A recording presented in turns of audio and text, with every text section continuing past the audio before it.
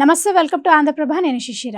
దావోస్కి సంబంధించి తెలంగాణకి 1,78 కోట్లు వచ్చాయని తెలుస్తోంది. అయితే దీనికి సంబంధించి ఏపీకి అసలు ఏమీ రాలేదు. అసలు లాభాలు అంటే ఏపీకి ఇప్పటివరకు ఏమొచ్చాయి, ఏమి రాలేదు, బయటకు రాని అంశం ఎందుకు, ఇది కారణం ఏంటి అనే విషయాల్ని మనకైతే పెట్టుబడులు రాలేదా, అసలు ఏపీ విషయంలో ఎందుకు ఇలా జరుగుతుందనే విషయాలు మనం అడిగి తెలుసుకుందాం. మనతో పాటు ఉన్నారు సీనియర్ జర్నలిస్ట్ కిరణ్ గారు.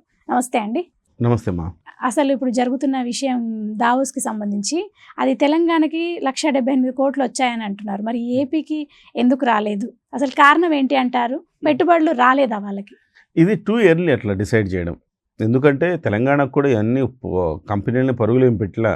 ఒక రెండు పెద్ద కంపెనీలు దాదాపు 40-50 వేల కోట్ల రూపాయల ఒప్పందాలు చేసుకుంటాం వల్ల వాళ్ళకు ఆ రకంగా అంత అంకె కనపడింది మీకు. సో ఆంధ్రప్రదేశ్ కంటే ఆంధ్రప్రదేశ్ ఏఐ మీద, ఆర్టిఫిషియల్ ఇంటెలిజెన్స్ మీద దృష్టి పెట్టింది. ఆర్టిఫిషియల్ ఇంటెలిజెన్స్ అనేది అప్కమింగ్ ఇది ట్రెండ్. ఆ ట్రెండ్ని అందుకున్నారు ఆంధ్రప్రదేశ్ ముఖ్యమంత్రి చంద్రబాబు నాయుడు గారు అనండి, లేకపోతే ఐటీ శాఖ మంత్రి లోకేష్ గారు అనండి, ఆ ట్రెండ్ని అందుకున్నారు. కానీ హైదరాబాద్తో పోటీ పడ్డం, అంటే ఇక్కడ పెట్టుబడులను ఆకర్షించడం అంటే నగరం ప్రధానంగా. ఆ నగరం ఇటు హైదరాబాద్ ఉంది, అటు అమరావతి ఉంది. తూకం వేస్తే హైదరాబాద్ ఎక్కువ తూగుద్ది కదా. సో ఇది పెద్ద సిటీ కదా, మౌలిక వసతులు ఎక్కువ, మ్యాన్ పవర్ దొరుకుతుంది, ల్యాండ్స్ దొరుకుతాయి. సో ఆ రకంగా స్కిల్డ్ లేబర్ దొరుకుతారు ఇక్కడ. కాబట్టి ఇక్కడికి కంపెనీలు రావడానికి మొగ్గు చూపుతాయి. అదే సమయంలో అమరావతి అంటే మాత్రం కొంచెం ఇబ్బంది వస్తుంది. సో ఈ ఇబ్బందిని అధిగమించి చంద్రబాబు నాయుడు గారు సక్సెస్ అయ్యారనే చెప్పాలి. ఇప్పటికి కూడా ఇవాళ మెటీరియలైజ్ అయిపోయి ఇవాళ మేము 1,00,000 కోట్ల రూపాయల పెట్టుబడులకు మాకు వచ్చాయని చెప్పుకోలేకపోవచ్చు వాళ్ళు. కానీ అవన్నీ పైప్ లైన్లో ఉన్నాయి. మాట్లాడారు, ఓకే అన్నారు, దాని మీద ప్రపోజల్ పంపిస్తాను సార్ అన్నారు.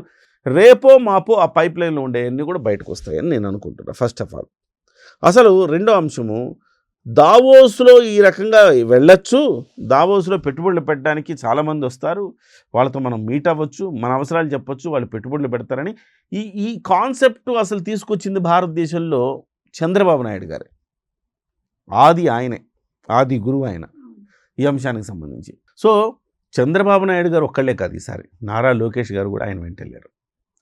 బిల్ గేట్స్తో సమావేశమయ్యారు, సత్య నాదెళ్లతో సమావేశమయ్యారు, అనేక మంది పెద్దలతో సమావేశమయ్యారు, చాలామంది కంపెనీ ప్రతినిధులను కలిసి తమ ప్రపోజల్స్ ఇచ్చారు.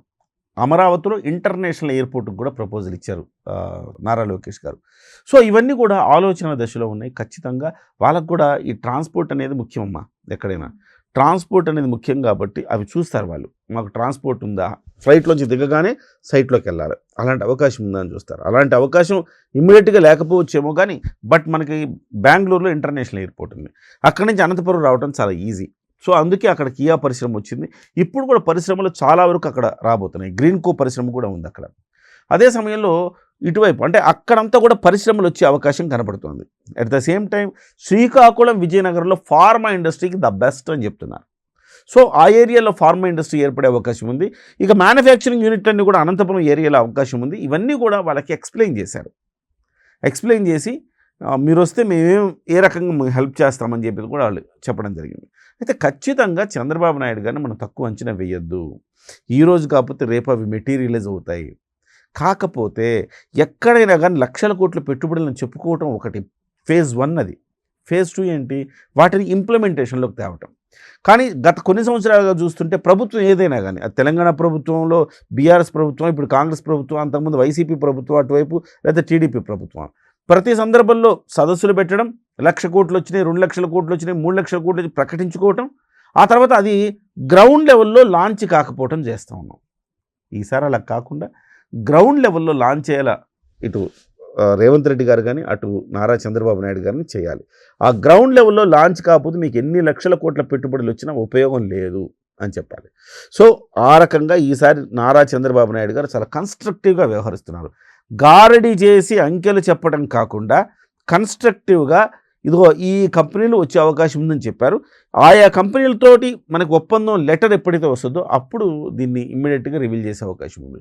ఏదేమైనా కొంతవరకు డిసప్పాయింట్మెంట్ అనిపించినా చంద్రబాబు గారి మీద ఉన్న నమ్మకం చాలా ఎక్కువ ఉంది. ఇలాంటి విషయాల్లో చంద్రబాబు నాయుడు గారు ఎక్కడ తగ్గరు. డెఫినెట్గా తెలంగాణకు మిన్నగానే పరిశ్రమల్ని వీటన్నిటిని కూడా తీసుకొస్తాడని నేను భావిస్తున్నాను. అందరూ అనుకుంటున్న విషయం కూడా అదే. చంద్రబాబు నాయుడు గారు ఖచ్చితంగా ఐటీ సంస్థల్ని తీసుకొస్తారు అమరావతికి అని అంటున్నారు. ఖచ్చితంగా ఇప్పటికీ అమరావతిలో చాలా ఐటీకి అనువైన బిల్డింగ్స్ కట్టారు వాళ్ళు. వాటిని కూడా ఇంకా ఆక్యుపేషన్ లేదు. ఆక్యుపేషన్ ఉంటే ఎక్కువ మంది వస్తారు. సో ఆక్యుపేషన్ లేదు కాబట్టి అక్కడక్కడక్కడ అంటే రేపు హైదరాబాద్కి పోటీగా అమరావతి నిలబడబోతుందంటారా? ఎస్ అమ్మా. అమరావతిలో ఐటీ కోసంగా కొన్ని బిల్డింగ్లు కూడా కట్టారు. పూర్తిగా ఆక్యుపేషన్ కాలేదు కానీ ఐటీ అంటే విశాఖపట్నం. ఇక్కడ ఆంధ్రప్రదేశ్కి ఒక అపురూపమైన అవకాశం ఉంది. దాన్ని సద్వినియోగం చేసుకోవాలి. ఐటీ అనగానే విశాఖపట్నంలో ఐటీ హబ్బు చేయాలి. శ్రీకాకుళం, విజయనగరం దీన్ని ఒక ఫార్మా రంగానికి హెడ్గా చేయాలి. ఫార్మా రంగాన్ని రాజధానిగా చేయాలి ఆ 2 జిల్లాల్ని.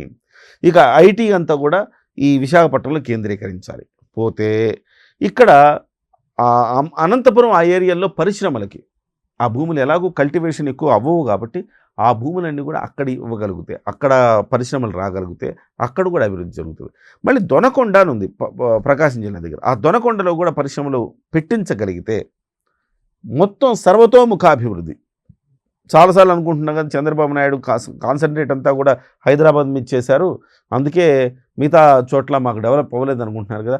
ఇప్పుడు ఈ రకమైన ఫార్ములా కనుక వాడితే అన్ని రంగాలు బాగుపడతాయి. అన్ని రంగాలకు సంబంధించిన వాళ్ళు ఎలివేట్ అవుతారు. సో ఆ రకమైన పని ఈసారి చంద్రబాబు గారి సారథ్యంలో జరగబోతా ఉంది. సో కాబట్టి మనం వేచి చూడడమే. ఒకవేళ అది జరిగితే అమరావతికి ధీటుగా, అంటే హైదరాబాద్కి ధీటుగా అమరావతి నిలబడబోతుందంటారా? హైదరాబాద్కి ధీటుగా అమరావతి నిలబడి, హైదరాబాద్ అనేది 400 ఏళ్ల చరిత్ర కలిగిన సిటీ. హైదరాబాద్ని బీట్ చేస్తుందని చెప్పలేం కానీ అమరావతికి ఒక స్పెషాలిటీ అయితే ఉంటుంది. డెఫినెట్గా ఒక స్పెషల్ నగరంగా అమరావతి అయితే విరాజిల్లుతుంది అనటంలో ఎలాంటి సందేహం లేదు. సో ఎంత మైన్యూట్గా పరిశీలిస్తున్నానంటే ఉష్ణోగ్రతలు ఎక్కువ కదా హైదరాబాద్తో పోలిస్తే. ఈ ఉష్ణోగ్రతలు తగ్గించడానికి పచ్చదనాన్ని పెంచి దూరంగా ఇల్లు కట్టి తద్వారా ఉష్ణోగ్రతని ఒక 2 నుంచి 3 డిగ్రీలు తగ్గించడానికి కూడా ప్రయత్నం చేస్తున్నారు. సో ఈ రకంగా చూస్తే కనుక ఖచ్చితంగా మంచి రోజులు ఉన్నాయి. ఏదో ఈ 1,78,000 కోట్లు వీళ్ళకి వచ్చాయి కాబట్టి మాకు రాలేదనుకోకుండా డెఫినెట్గా రాబోయే రోజుల్లో మంచి జరుగుతుంది. ఏపీకి మంచి రోజులు రాబోతున్నాయి అంటారు. ఓకే అండి, థ్యాంక్ యూ సో మచ్.